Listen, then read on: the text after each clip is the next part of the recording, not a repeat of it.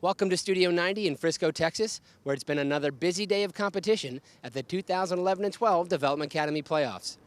Match day 2 for the U-15-16 age group started in a similar fashion to the U-17 and 18s group the day before, with 3 teams having the opportunity to clinch a spot in the 2011 and 12 Development Academy finals.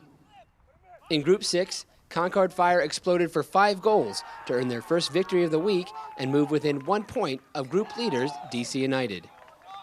I mean, obviously this game has definitely put us in a better position. I think yesterday guys came out, heat was a little bit of a factor, and I don't think we played our game, and unfortunately gave up a few unnecessary goals. But coming to the last game, we've given ourselves a chance, so that's all I care about right now. Yesterday I feel like we should have played harder and worked better. The heat was kind of a factor, but today we got down to business. We kind of like worked on what we knew we had to do. Like, we knew we had to win, and we knew we had to put up big numbers. That's what we did today.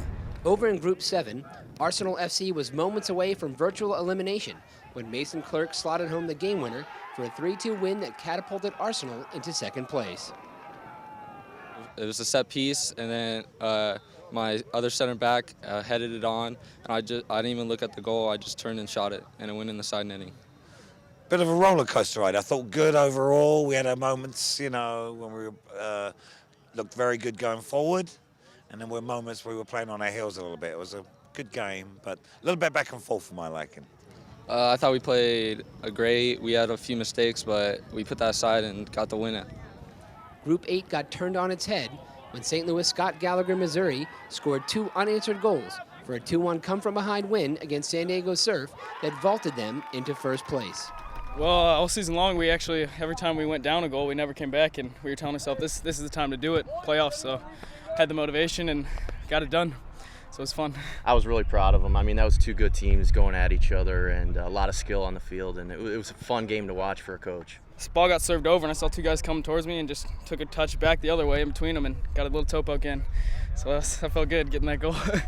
I give all the credit to my guys and the character of them, and they just show, you know, day after day that they want to be champions, so I'm proud of them. Thursday promises to be an exciting day of action as all 8 spots in finals week remain up for grabs in the U-17-18 division. Here's a look at the group standings heading into the final match day. In Group 1, Crossfire Premier is in the driver's seat as a win or a draw secures their place in finals week. They face second place North Carolina Fusion, who must win to go through. Group 2 sees Pateadores holding all the cards, needing just a point from their match against Weston FC to move on to finals week. Weston could still capture the top spot with a victory and some help from Texans SC Houston.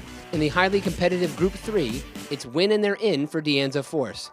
The LA Galaxy and Vardar both remain in contention, but will need victories along with the right results from the other group games. Group 4 has the Colorado Rapids in the pole position, a victory guaranteeing a spot in Houston, although a draw against Dallas Texans could suffice. The Texans remain well in the hunt, a win sufficient to see them through. Group 5 is there for the taking for FC Dallas, who advance with either a win or a draw against Sockers FC. Real Salt Lake needs a Dallas loss and a 3-goal margin of victory to unseat the group leaders. In Group 6, it's a showdown between MLS Academy teams Chivas USA and New York Red Bulls. The Goats would do with the draw, while Red Bulls must play for 3 points to advance to Houston. Solar Chelsea SC controls their destiny in Group 7, anything but a loss booking their place in finals week. They face Chicago Fire, who have everything to play for and require a bigger margin of victory than Concord Fire in order to take the group. And finally, in Group 8, it's inaugural Development Academy champions Baltimore-based Chelsea in the top spot. A win or a draw good enough to see the Maryland-based club on to the finals week. Their opponents, PDA, are still in the running. A win by a greater margin than Crew Soccer Academy, should they defeat Lone Star in the other group finale, would do the trick. The results from Wednesday night's matches means that all 16 spots in the 2011 and 12 Development Academy Finals Week remain wide open. On Thursday, the U-15-16 age group takes a break, while the first 8 tickets to Houston will be booked following the completion of group matches in the U-17-18 division. Stay tuned for all the news, scores, and highlights from Frisco, Texas. That's it for this edition of Studio 90. Thanks for watching.